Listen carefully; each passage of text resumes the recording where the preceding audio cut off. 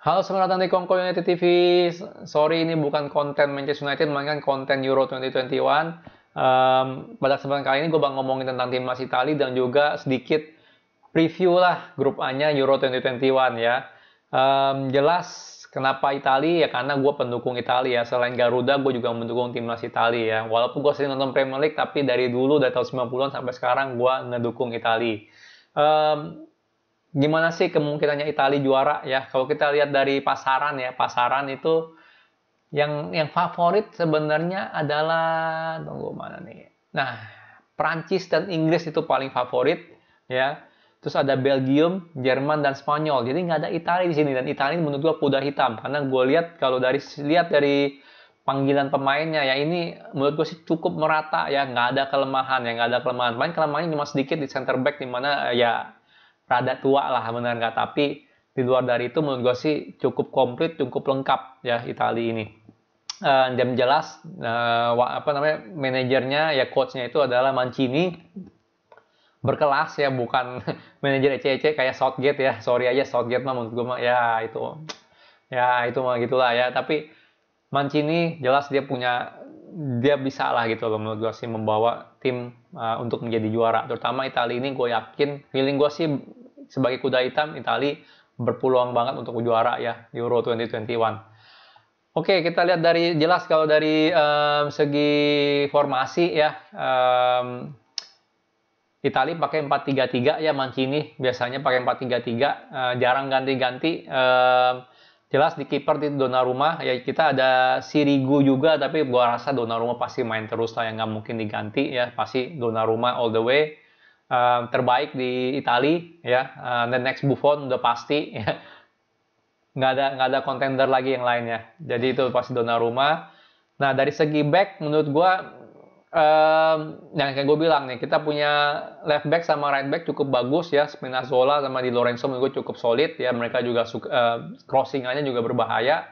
Um, Center back nih yang menurut gue sih sedikit aneh ya pilihan Mancini ya. Kalau kita lihat dari pilihan pemainnya yang dia dipanggil ya, ini banyak yang tua loh yang dipanggil ya. Acerbi ya itu udah 33 benar nggak? Bonucci, Chiellini, bahkan Chiellini 36 atau 37 tuh, gue udah nggak tahu deh ya.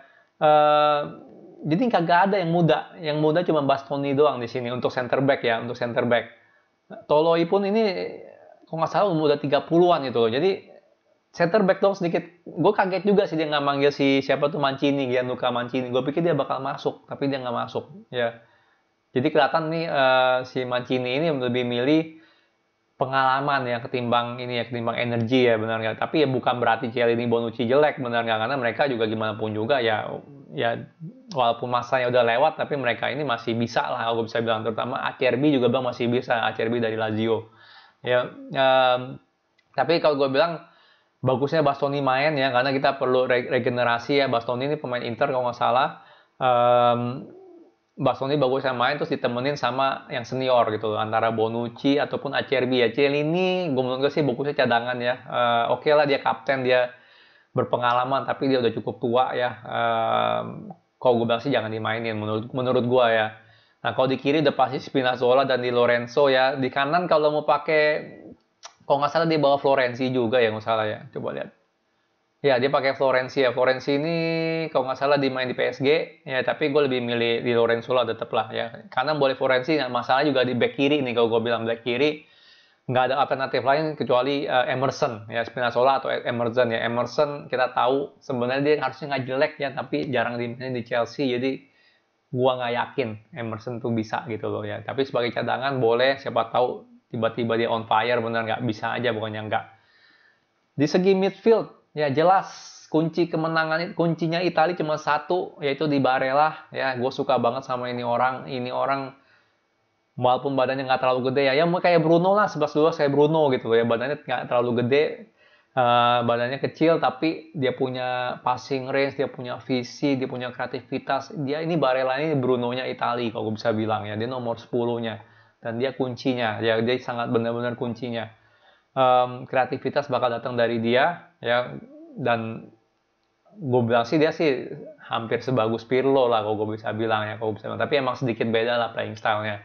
Cuman Barella menurut gue ini kuncinya Italia untuk kalau bisa juara ya. Kalau Barella main bagus terus, nggak cedera atau apa, gue rasa dia bisa bawa Italia menjadi juara ya. Sebagai holding midfield, jelas kita ada Jorginho ya. Kalau nggak salah Locatelli juga dibawa ya. Sebentar ya, gue sambil lihat ya, karena gue nggak ingat juga dibawa siapa aja. Ya Locatelli juga dibawa boleh. Ya, jadi kita ada bisa Jorginho atau Locatelli sebagai holding midfield ya. Satu lagi box to box, Pellegrini menurut gue cukup bagus, kreatif juga, tapi tetap Barella jauh lebih kreatif ya. Verratti juga dipanggil, Verratti dari PSG, tapi cedera, terakhir cedera. Jadi gue nggak tahu dia bisa main atau enggak, tapi tetap dipanggil ya. Tetap dipanggil, Verratti mana? Verratti dipanggil ya. Jadi ya bolehlah, benar nggak Verratti. Cuman ya kalau dia cedera ya paling Sensi juga cedera setahu gue ya. Jadi Sensi Verratti dipanggil cukup aneh sih. Mungkin udah mau sembuh kali ya. Mungkin di tengah-tengah bisa main atau tengah Euro bisa main. Tapi ya kalau gue bisa milih sih gue lebih milih Verratti timbang Pellegrini. Tapi gue tahu Pellegrini karena gue tahu Verratti lagi cedera ya. Sensi cadangan boleh lah. Jadi menurut gue midfield terbaik itu sebenarnya Verratti, Jorginho sama Barella ya. Tapi tetap aja Pellegrini itu juga bagus, bukannya jelek ya. Cuman Pellegrini sifatnya sedikit mirip sama Barella. Jadi kalau gue sih lebih milih Verratti sebagai box to box gitu jujur aja. Ya. Untuk forward jelas gue pilih Insigne, Belotti sama Chiesa. Ya, gue jujur sayang banget yang namanya Nicolo Zaniolo AS Roma itu cedera lagi. Ya, padahal itu kalau gue bilang sih kalau dia main itu jauh lebih bagus daripada Chiesa, jauh lebih bagus ya. Jauh lebih pintar gitu. Kalau Chiesa kan finishing masih katro ya. Dia skill lumayan oke, speed lumayan oke, tapi finishing dia lumayan katro Chiesa nih. Dan juga ketenangannya kurang. Ya kalau Zaniolo, gue bilang yang Roma tuh sebenarnya lebih jauh lebih bagus daripada Chiesa ya karena lebih lengkap ya skill setnya. Tapi ya sayang aja dia orang nggak cedera ya baru aja balik main lagi di timnas terus cedera lagi gitu di timnas. Jadi sayang banget dia nggak bisa ikut. Cuman anyway Chiesa di kanan menurut gue sih ya cukup solid lah, bukan yang jelek gitu, cukup solid ya dan harusnya sih lebih mateng lah kemarin main untuk Juventus. Di kiri Insigne menurut gue hampir nggak tergantikan ya, mungkin bisa ganti Benadeschi juga di kiri. Terus di bawah siapa lagi ya? Berardi juga lumayan lah ya, tapi jelas lah Insigne itu menurut gue sih juga nggak tergantikan ya di kiri itu dia punya skill individu segala macam tuh menurut gue sih Insigne sangat bagus di kiri ya dan itu nggak tergantikan. Dan jelas striker gue pilih Belotti bukan Immobile ya. Sebenarnya ini yang sedikit lemah dari Italia yaitu striker ya. Belotti sama Immobile bukan pemain yang jelek ya, bukan striker yang jelek. Tapi nih musim ini atau musim kemarin lah ya udah lewat. Itu mereka main kurang bagus ya selama satu musim. Ya maksudnya kurang produktif lah kalau gue bilang ya. Oke lah jelas orang bilang oh Immobile banyakkan penalti, gol penalti ya kan. Tapi tetap aja Immobile finishingnya sangat cakep sebenarnya ya kan. Dan dia sama Belotti sih dua striker yang berbeda ya. Jelas kalau siapa Immobile itu lebih mobile gitu. Dia lebih gerak kemana-mana. Kalau Belotti emang tipe striker murni kayak Christian Vieri lah ya kayak Luca Toni gitu loh ya benar nggak. Dan gue bilang feeling gue sih Belotti yang main. Karena biasanya Italia suka tuh striker-striker kuat kayak begitu gitu ya. Kalau kita main dua striker baru deh satunya lagi mungkin Belotti sama si Immobile benar nggak ya, sebagai yang lebih ke mobile lah ya lebih ke pressing forward ya. Jadi Belotti menurut gue sih tetap striker lah untuk terima umpannya Spinazzola sama Di Lorenzo ataupun Barella ya. Jadi menurut gue sih ini formasi yang the bestnya lah ya the bestnya Italia sesuai dengan panggilannya Mancini ya. Ya, kecuali cuma ini aja center back doang yang menurut gue sedikit tanda tanya sama Pellegrini kalau emang Verratti bisa main, menurut gue Verratti harusnya main ya. Oke, kita lihat nih di grup ya. Grup mana nih grup?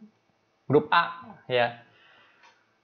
Susah nggak sih grup A kalau bisa dibilang? Jujur harusnya sih masih bisa dihandle sama Italia ya dan Italia formnya cukup bagus ya. Kalau nggak salah dia menang terus ya di 7 game terakhir. Dari segi tactical, dari segi teamwork Italia sangat solid dan gue bilang sih dari Switzerland, Turki sama Wales ya paling Turki nih feeling gue yang bisa juara 2 ya. Ini gue nggak ngomong dari segi permainan ya karena gue nggak jarang banget nontonin kayak Switzerland, Wales atau Turki ya juga. Tapi kalau dari segi materi pemain menurut gue Turki yang nomor 2 paling bagus di grup A ini ya. Italia nomor 1, nomor 2 itu Turki ya. Turki kalau kita bisa lihat kalau nggak salah dia ada siapa ya, ada Jelas ada Calhanoglu, benar nggak? Ada Calhanoglu, ada Cengiz Under, terus siapa lagi ya? Banyak lah, lumayan lah kalau Bang. Kita lihat aja yuk playernya nih. Nah, Demiral, menengah ada Demiral. Justru defendernya cukup kuat tuh, lihat aja tuh. Ada Soyuncu, ya Soyuncu Turki, Cengiz Under, gesit.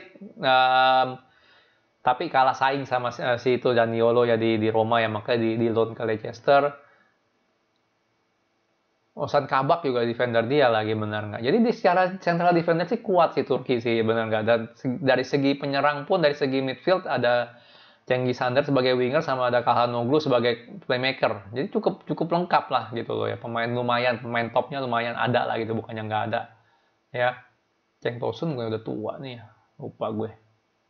Nah, jadi kalau gue bilang sih Turki yang kedua lah ya. Kalau Switzerland paling siapa sih? Shaqiri, benar nggak, sama Granit Xhaka udah ya kan. Embolo lumayan nih, gesit juga orangnya, tapi sih di luar dari itu kayak nggak ada yang gimana ya kalau gue bilang ya. Ya jadi kalau dari segi materi pemain sih jelas kalau Wallace cuma Bale sama paling Daniel James, benar, Ramsey udah, nggak banyak, jadi nggak banyak ya. Nico Williams ya, Nico Williams mah ya nggak lah ya. Jadi kalau gue bilang dari segi materi pemain, gue bilang Turki paling bagus, cukup lengkap, defendernya banyak yang bagus ya, top, banyak lumayan top ya. Midfield jelas ada siapa sih? Ada si Calhanoglu ya, playmakernya sama wingernya menurut gue Cengiz Under lumayan. Jadi Turki gue bilang sih kalau dari segi materi harusnya jadi runner up grup A ya. Nah dan gue bilang sih Italia harusnya juara satu lah ya. Kalau gue lihat ya dari segi materi pemain, dari segi semua lah itu harusnya Italia nomor satu ya, Italia nomor satu.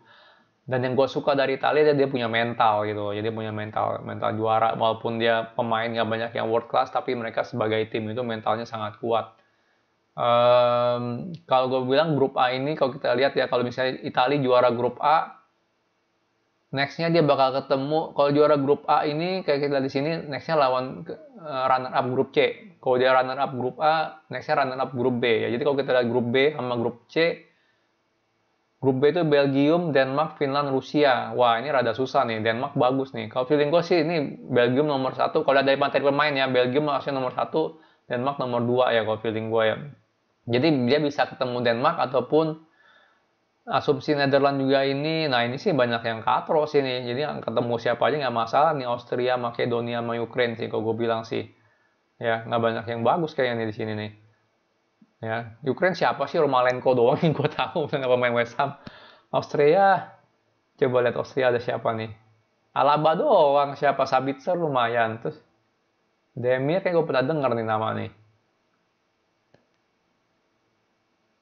Ya, jadi seandainya dia juara ya, juara grup atau second ya, Italia juara atau second grup, berarti dia bakal ketemu runner up grup B sama grup C. Yang menurut gua sih harusnya oke ya, selama Belgium sama Netherlands juarain grupnya dia, harusnya oke ya. Paling terberat kalau dari ini juga cuma Denmark dari yang sisanya ya. Austria, Makedonia, Ukraine mah, Finland, Rusia sih menurut gua sih ya masih bisa lah Italia menang ya. Denmark doang nih, Denmark cukup kuat nih. Ya. Jadi masih oke sih gue bilang ya, masih oke di grup 16 ya. Setelah 16 kita masuk ke quarter final, bakal ketemu siapa nih? Bakal ketemu winner 4 sama winner 3. Coba kita lihat ya, winner 4 sama winner 3 ya. 1 2 3 4. Winner 4. First group C sama first group B. Wah, bakal ketemu juga. Berarti oke, kalau kita bisa bilang kalau Italia bakal ketemunya grup B sama grup A aja gitu loh ya, juara sama runner up grup A sama grup B ya. Ya itu doang deh, udah pasti deh. Ya jadi di minimal di quarter final bisa ketemu Belgium ataupun Belanda. Ya tergantung dia runner up atau juara ya. Jadi lumayan lah kalau gue bisa bilang ya, minimal quarter final harusnya lewat ya, benar nggak, selama Belgium sama Netherlands juara grup, Italia round 16-nya bakal ketemu second dari grup B, grup C menurut gue nggak masalah, kecuali Denmark mungkin lebih menantang.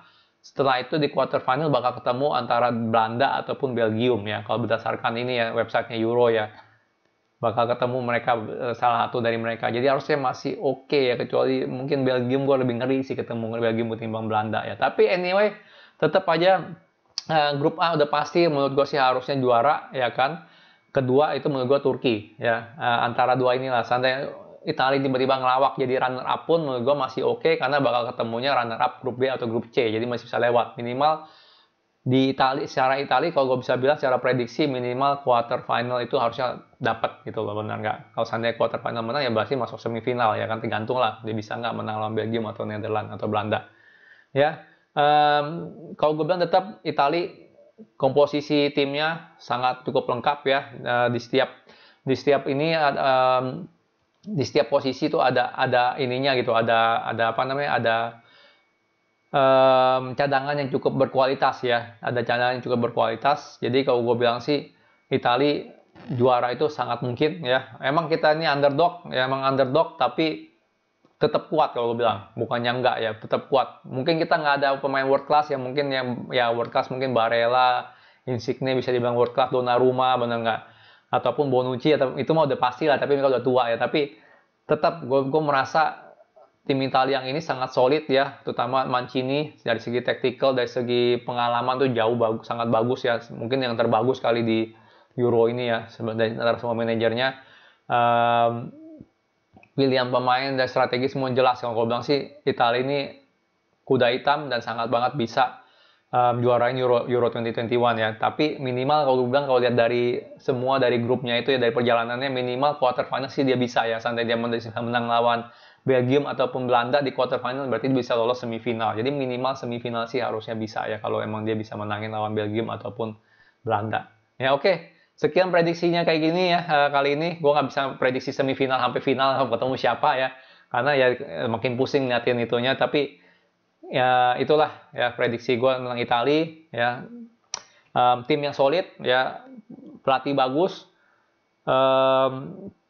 Grup A-nya grupnya gampang ya, grupnya gampang, harusnya bisa lolos sampai quarter final ataupun semifinal ya. Sekian video dari gua. Ada tim lain nggak nih yang harus gua preview nih? Kalau kalian mau gua preview tim lain, tolong komen ya. Karena gue jujur nggak rencana bikin tim lain sih, males gitu. Mungkin kalau mau bikin juga Inggris kali ya, bener, karena gue ngikutin Premier League.